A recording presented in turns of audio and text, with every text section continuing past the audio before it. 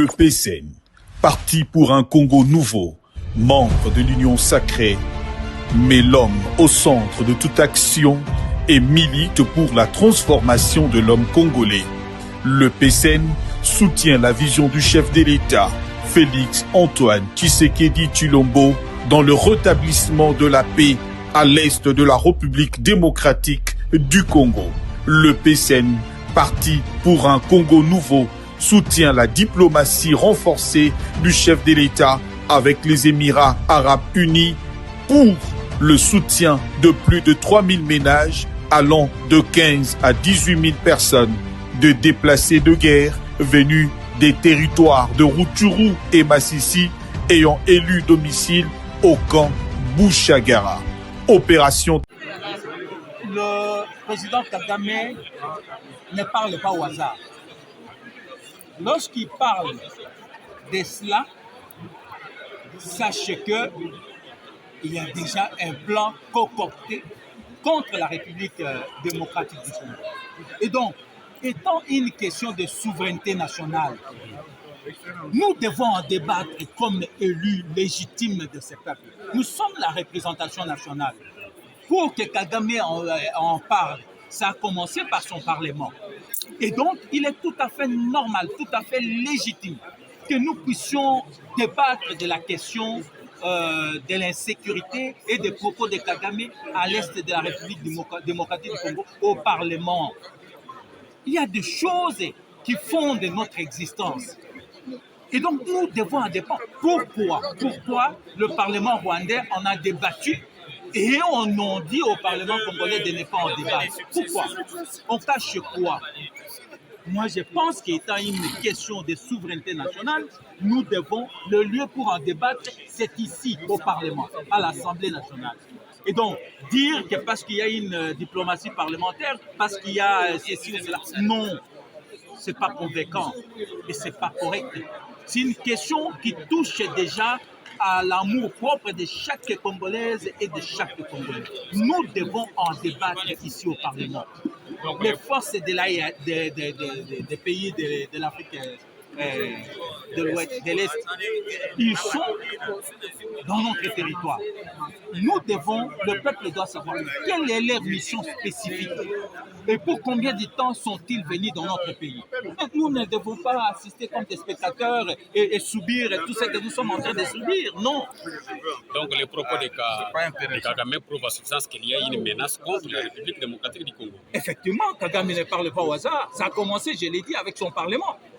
Et son ministre des Affaires étrangères l'a aussi dit. Aujourd'hui, c'est lui-même qui le déclare. Et au regard de tout ce qui se passe à l'est de la République démocratique du Congo, je pense qu'il est temps pour que la représentation nationale en débatte publiquement. Ce n'est pas une question tabou. Si d'autres régimes ne l'ont pas défendu, ce n'est pas une raison pour que nous ne parlions pas de ça. Nous devons en parler, nous devons défendre publiquement de cette question, d'autant plus que c'est une question qui touche à la souveraineté nationale et des Congolais, pour sécuriser les frontières nationales héritées de la colonisation. Et donc, si nous croyons que c'est les armées étrangères qui viendront nous sécuriser, qui viendront nous défendre, nous nous trompons énormément. Merci beaucoup. Merci. Et personne n'est digne.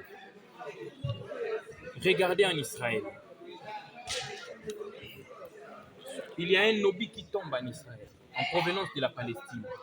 La Palestine, qu'est-ce qu'elle fait? Elle riposte immédiatement.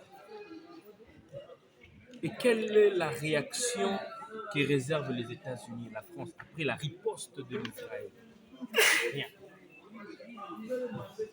Paul Kagame continue à provoquer. Qu'est-ce que vous voulez qu'on fasse? Si ce n'est que de demander au chef de l'État de déclarer la guerre au Rwanda. Oui, chacun de nous pourrait dire qu'il faut se préparer. À force de renvoyer les choses à demain, nous allons trouver la mort en chemin. Croyez-moi, il est temps que le peuple congolais s'élève. Nous n'avons rien contre le peuple rwandais. Le problème de l'insécurité dans le Grand Lac s'appelle Paul Kagame, avec la complicité de la communauté internationale. Vous avez vu, le président de la France était ici. Il n'a jamais mentionné le nom de Kagame, moins encore le nom du Rwanda. Nous avons reçu le président de la Suisse. Au moins, lui, il a été modeste. Parce qu'ils savent. Tout le monde sait aujourd'hui que c'est Kagame le problème. Et qu'est-ce qu'on attend? Il faut riposter. Déclarer la guerre, est-ce que la RDC est prête? J'aimerais être un peu vulgaire. Bien habillé, un monsieur, il vient, il te colle. Et puis tu attends, te préparer pour riposter. Je rentre à la maison, j'enlève ma veste, j'enlève ma chemise. Et puis je veux me préparer en train de faire de pompe et de faire du sport pour dire je suis en train de me préparer pour riposter par rapport à celui-là qui m'avait mis du doigt dans l'œil. Kabila le père avait dit Dawa est moto le moto.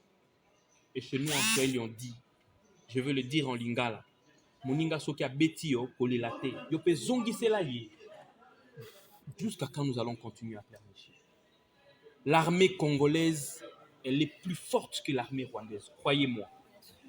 Seulement nous sommes infiltrés. Et le chef de l'État, sa volonté a atteint les niveaux les plus élevés. Qu'est-ce qu'il n'a pas fait pour montrer à la communauté internationale que nous n'avons rien contre le Rwanda? Qu'est-ce qu'il n'a pas fait pour montrer à Paul Kagame que nous pouvons coopérer? Vous avez besoin de l'or? Ok, on met la raffinerie dans votre pays. Qu'est-ce qu'il n'a pas fait, mes chers amis? Jusqu'à quand? Vous voulez qu'on se déshabille pour que vous puissiez croire à notre bonne volonté? Trop, c'est trop. Allons-y à la guerre comme à la guerre. Merci, honorable sénateur.